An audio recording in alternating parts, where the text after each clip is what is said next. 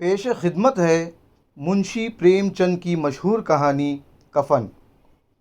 झोंपड़े के दरवाजे पर बाप और बेटा दोनों एक बुझे हुए अलाव के सामने खामोश बैठे हुए थे और अंदर बेटे की नौजवान बीवी बधिया दर्द ज़ेह से पछाड़ें खा रही थी और रह रह कर उसके मुंह से ऐसी दिलखराश सदा निकलती थी कि दोनों कलेजा थाम लेते थे।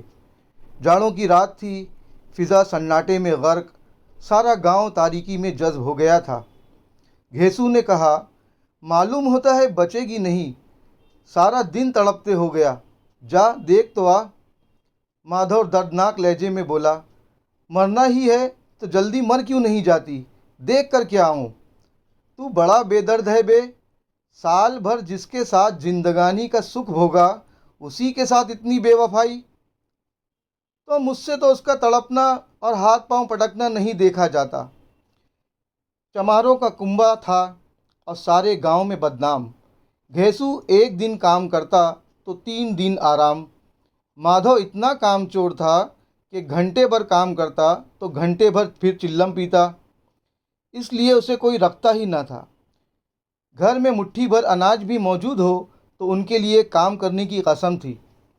जब दो एक फाके हो जाते तो घेसू दरख्तों पर चढ़कर लकड़ी तोड़ लाता और माधव बाजार से बेच लाता, और जब तक 2 पैसे रहते दोनों इधर उधर मारे मारे फिरते। जब फाके की नौबत आ जाती तो फिर लकड़ियां तोड़ते या कोई मजदूरी तलाश करते। गांव में काम की कमी न थी, काश्तकारों का गांव था। मेहनती आदमी के लिए 50 काम थे, मगर उन दोनों को लोग उसी वक्त बुलाते जब 2 आदमियों से एक का काम पाकर भी कनात कर लेने के सिवा और कोई चारा न होता। काश दोनों साधु होते तो उन्हें कनात और तवक्कुल के लिए ज़ब्त नफ्स की मुतलक ज़रूरत न होती। ये उनकी खल्की सिफत थी। अजीब ज़िंदगी थी उनकी। घर में मिट्टी के 2-4 बर्तनों के सिवा कोई असासा नहीं। फटे चीथड़ों से अपनी उरियानी को ढांके हुए, दुनिया की फ़िक्रों से आज़ाद, कर्ज से लदे हुए, गालियाँ भी खाते मार भी खाते मगर कोई गम नहीं। मिस्कीन इतने कि वसूली की मुतलक उम्मीद न होने पर भी लोग उन्हें कुछ न कुछ कर्ज दे देते थे। मटर या आलू की फसल में खेतों से मटर या आलू उखाड़ लाते और भून भून कर खाते, या 10-5 ओक तोड़ लाते और रात को चूसते। घेसू ने इसी जाहिदाना अंदाज में 60 साल की उम्र काट दी और माधव भी सआदतमंद बेटे की तरह बाप के नक्शे कदम पर चल रहा था, बल्कि उसका नाम और भी रोशन कर रहा था। इस वक्त भी दोनों अलाव के सामने बैठे हुए आलू भून रहे थे जो किसी के खेत से खोद लाए थे। घेसू की बीवी का तो मुद्दत हुई इंतकाल हो गया था। माधव की शादी पिछले साल हुई थी। जब से ये औरत आई थी उसने इस ख़ानदान में तमद्दुन की बुनियाद डाली थी। पिसाई करके, घास छील कर वो सैर भर आटे का इंतज़ाम कर लेती थी और इन दोनों बेगैरतों का दोज़ख भरती रहती थी। जब से वो आई ये दोनों और भी आराम तलब और आलसी हो गए थे, बल्कि कुछ अकड़ने भी लगे थे। कोई काम करने को बुलाता तो बेनियाजी की शान में 2 गुनी मजदूरी मांगते। वही औरत आज सुबह से दर्द ज़ेह में मर रही थी और ये दोनों शायद इस इंतज़ार में थे कि वो मर जाए तो आराम से सोएं। घेसू ने आलू निकालकर छीलते हुए कहा, जाकर देख तो क्या हालत है उसकी, चुड़ैल का फसाद होगा और क्या। यहाँ तो ओझा भी 1 रुपया मांगता है, किसके घर से आए। माधव को अंदेशा था कि वो कोठरी में गया तो घेसू आलूओं का बड़ा हिस्सा साफ कर देगा। मुझे वहाँ डर लगता है। डर किस बात का, मैं तो यहाँ हूँ ही। तो तुम ही जाकर देखो ना। मेरी औरत जब मरी थी तो मैं 3 दिन तक उसके पास से हिला भी नहीं, और फिर मुझसे लग जाएगी कि नहीं। कभी उसका मुंह नहीं देखा, आज उसका उघड़ा हुआ बदन देखूं। उसे तन की भी तो सुध ना होगी, मुझे देख लेगी तो खुलकर हाथ पांव भी ना पटक सकेगी। मैं सोचता हूँ कि कोई बाल बच्चा हो गया तो क्या होगा, सोंठ गुड़ तेल कुछ भी तो नहीं है घर में, सब कुछ आ जाएगा। भगवान बच्चा दें तो जो लोग अभी एक पैसा नहीं दे रहे हैं, वही तब बुला कर देंगे। मेरे 9 लड़के हुए, घर में कुछ भी न था, मगर इस तरह हर बार काम चल गया। जिस समाज में रात दिन मेहनत करने वालों की हालत उनकी हालत से कुछ बहुत अच्छी ना थी, और किसानों के मुकाबले में वो लोग जो किसानों की कमज़ोरियों से फ़ायदा उठाना जानते थे, कहीं ज़्यादा फारिगुल बाल थे। वहाँ इस किस्म की जहनीत का पैदा हो जाना कोई ताज्जुब की बात नहीं थी। हम तो कहेंगे घेसू किसानों के मुकाबले में ज़्यादा बारीक बीन था, और किसानों की तही दिमाग जमीयत में शामिल होने के बदले शातिरों की फितना पर्दार जमात में शामिल हो गया था। हाँ, उसमें यह सलाहियत न थी कि शातिरों के आईन व आदाब की पाबंदी भी करता। इसलिए जहाँ उसकी जमात के और लोग गांव के सरगना और मुखिया बने हुए थे, उस पर सारा गांव अंगुश्त नुमाई कर रहा था। फिर भी उसे ये तस्कीन तो थी ही कि अगर वो खस्ता हाल है तो कम से कम उसे किसानों की सी जिगर तोड़ मेहनत तो नहीं करनी पड़ती, और उसकी सादगी और बेज़ुबानी से दूसरे फ़ायदा तो नहीं उठाते। दोनों आलू निकाल निकाल कर जलते जलते खाने लगे। कल से कुछ भी नहीं खाया था। इतना सब्र न था कि उन्हें ठंडा हो जाने दें। कई बार दोनों की ज़बानें जल गईं। छिल जाने पर आलू का बैरूनी हिस्सा तो ज़्यादा गर्म मालूम न होता, लेकिन दांतों के तले पड़ते ही अंदर का हिस्सा और हलक और तालू को जला देता था। और इस अंगारे को मुंह में रखने से ज़्यादा खैरियत इसी में थी कि वो अंदर पहुंच जाए। वहाँ उसे ठंडा करने के लिए काफ़ी सामान थे, इसलिए दोनों जल्द जल्द निगल जाते थे। हालांकि इस कोशिश में उनकी आंखों से आंसू निकल आते। घेसू को उस वक्त ठाकुर की बारात याद आई, जिसमें 20 साल पहले वो गया था। उस दावत में उसे जो सैरी नसीब हुई थी, वो उसकी ज़िंदगी में एक यादगार वाक़या थी, और आज भी उसकी याद ताज़ा थी। वो बोला, वो भोज नहीं भूलता, तब से फिर उस तरह का खाना और भरपेट नहीं मिला। लड़की वालों ने सबको पूड़ियाँ खिलाई थी, सबको, छोटे बड़े सब ने पूड़ियाँ खाईं, और असली घी की चटनी, रायता, 3 तरह के सूखे साग, एक रस्सेदार तरकारी, दही, चटनी, मिठाई। अब क्या बताऊं कि उस भोज में कितना स्वाद मिला। कोई रोक नहीं थी, जो चीज़ चाहो मांगो और जितना चाहो खाओ। लोगों ने ऐसा खाया कि किसी से पानी न पिया गया। मगर परोसने वाले हैं कि सामने गरम गरम गोल गोल महकती हुई कचौरियाँ डाल देते हैं। मना करते हैं कि नहीं चाहिए, मगर वो हैं कि दिए जाते हैं। और जब सब ने मुंह धो लिया तो एक एक बड़ा पान भी मिला, मगर मुझे पान लेने की कहाँ सुध थी। खड़ा न हुआ जाता था। झटपट जाकर अपने कंबल पर लेट गया। ऐसा दरिया दिल था वो ठाकुर। माधव ने इन तकल्लुफ़ात का मज़ा लेते हुए कहा, अब कोई क्या खिलाएगा, वो ज़माना दूसरा था। अब तो सबको किफ़ायत सूझती है। शादी ब्याह में मत खर्च करो, क्रियाक्रम में मत खर्च करो। पूछो गरीबों का माल बटोर बटोर कर कहाँ रखोगे, मगर बटोरने में तो कमी नहीं है। हाँ, खर्च में किफ़ायत जब सूझती है। तुमने एक 20 पूड़ियाँ तो खाई होंगी। 20 से ज़्यादा खाई थी। मैं 50 खा जाता। 50 से कम तो मैंने भी न खाई होंगी। अच्छा पट्ठा था, तू उसका आधा भी नहीं है। आलू खाकर दोनों ने पानी पिया, और वहीं अलाव के सामने अपनी धोतियाँ ओढ़कर पाँव पेट में डालकर सो रहे, जैसे 2 बड़े बड़े अजदहे कुंडलियाँ मारे पड़े हों। और बधिया अभी तक करा रही थी। सुबह को माधव ने कोठरी में जाकर देखा तो उसकी बीवी ठंडी हो गई थी। उसके मुंह पर मक्खियाँ भिनक रही थीं। पथराई हुई आंखें ऊपर टंगी हुई थीं। सारा जिस्म खाक में लथपथ हो रहा था। उसके पेट में बच्चा मर गया था। माधव भागा हुआ घेसू के पास आया, और फिर दोनों ज़ोर ज़ोर से हाय हाय करने लगे और छाती पीटने लगे। पड़ोस वालों ने ये आहवजारी सुनी तो दौड़ते हुए आए, और रस्म कदीम के मुताबिक गमज़दों की तशफ़ी करने लगे। मगर ज़्यादा रोने धोने का मौका ना था। कफन की और लकड़ी की फ़िक्र करनी थी। घर में तो पैसा इस तरह गायब था जैसे चील के घोंसले में बाँस। बाप बेटे रोते हुए गांव के ज़मींदारों के पास गए। वो उन दोनों की सूरत से नफरत करते थे। कई बार उन्हें अपने हाथों से पीट चुके थे। चोरी की इल्लत में, वादे पे काम न करने की इल्लत में। पूछा, क्या है बे घिसुआ, रोता क्यों है? अब तो तेरी सूरत ही नज़र नहीं आती। अब मालूम होता है तुम इस गांव में नहीं रहना चाहते। घेसू ने ज़मीन पर सर रखकर आंखों में आंसू भरते हुए कहा, सरकार, बड़ी विपत में हूँ। माधव की घरवाली रात गुजर गई। दिन भर तड़पती रही सरकार। आधी रात हम दोनों उसके सिरहाने बैठे रहे।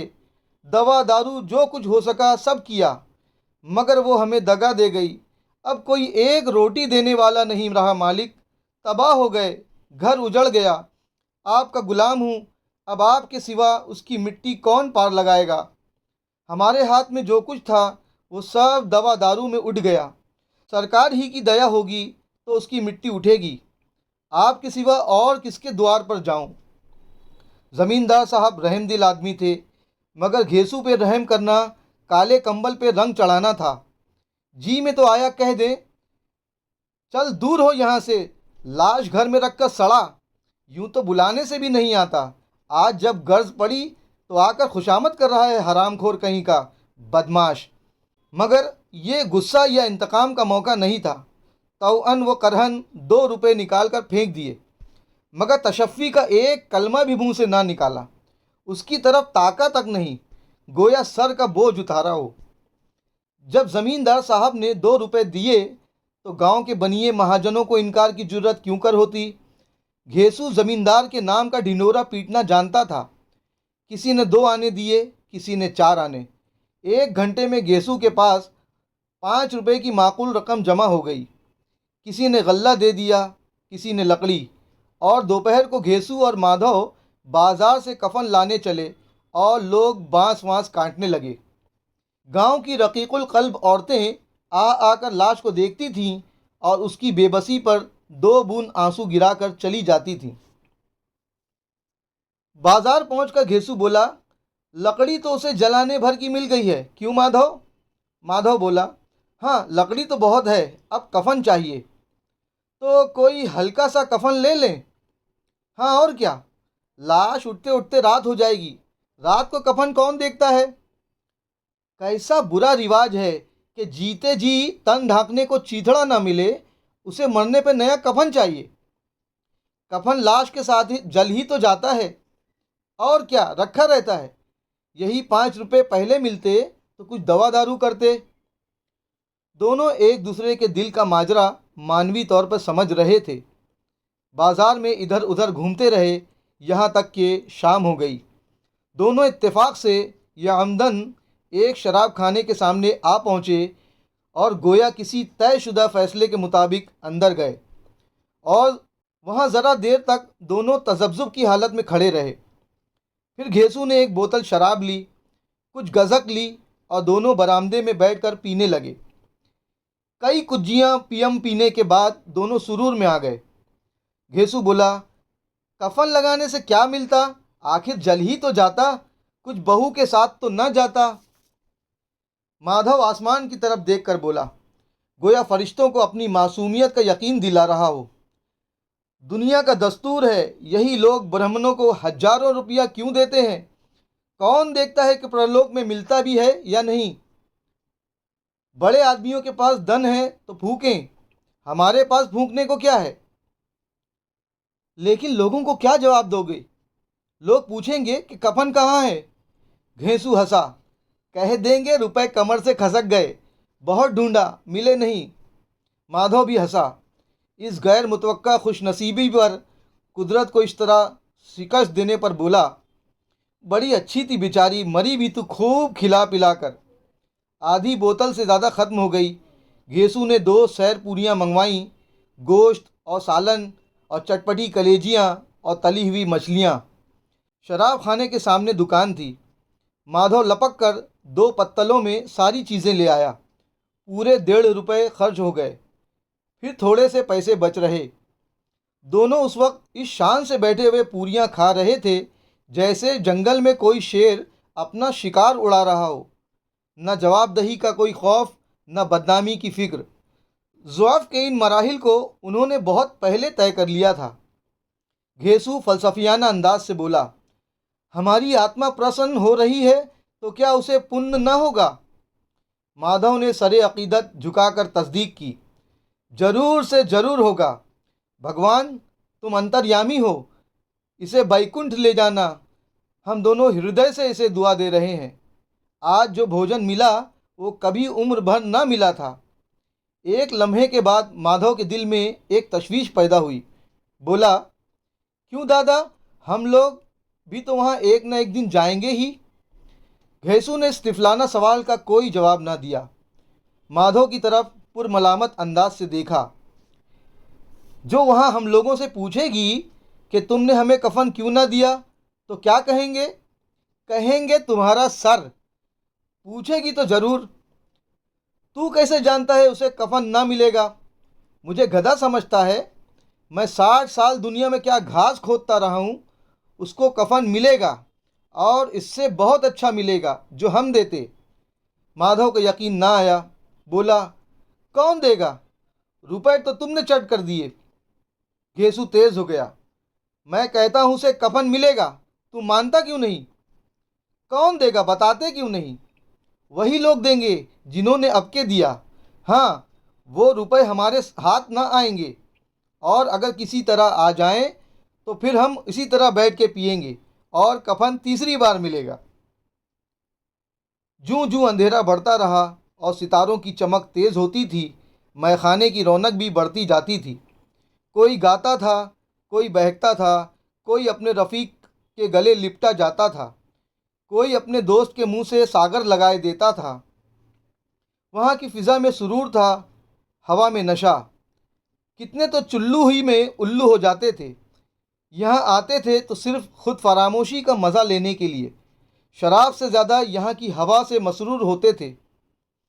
ज़ीस्त की बला यहाँ खींच लाती थी और कुछ देर के लिए वो भूल जाते थे कि वो ज़िंदा हैं या मुर्दा हैं या ज़िंदा दरगोर हैं। और ये दोनों बाप बेटे अब भी मज़ा ले ले के चुस्कियाँ ले रहे थे। सबकी निगाहें उनकी तरफ जमी हुई थीं।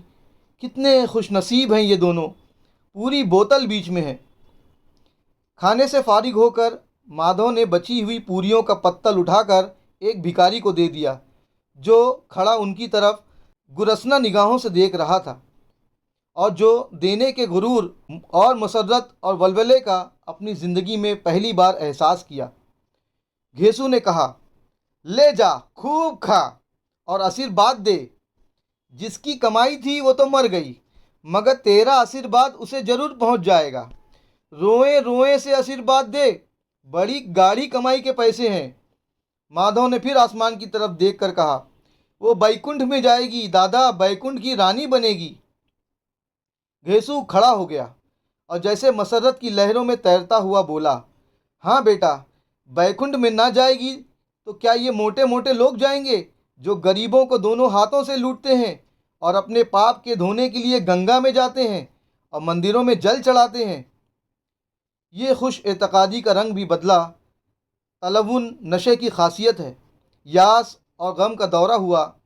माधव बोला, मगर दादा, बेचारी ने जिंदगी में बड़ा दुख भोगा, मरी भी कितना दुख झेलकर। वो अपनी आंखों पर हाथ रखकर रोने लगा। घेसू ने समझाया, क्यों रोता है बेटा, खुश हो। वो माया जाल से मुक्त हो गई, जंजाल से छूट गई। बड़ी भागवान थी जो इतनी जल्दी माया के मोह के बंधन तोड़ दिए। और दोनों वहीं खड़े होकर गाने लगे, ठगनी क्यों नैना झमकावे ठगनी। सारा मैखाना महवे तमाशा था और ये दोनों मैकश मखमूर महवियत के आलम में गाए जाते थे। फिर दोनों नाचने लगे, उछले भी, कूदे भी, गिरे भी, मटके भी, भाव भी बताए और आखिर नशे से बदमस्त होकर वहीं गिर पड़े। आप सुन रहे थे मुंशी प्रेमचंद की कहानी कफन, ज़िया अहमद की ज़ुबानी।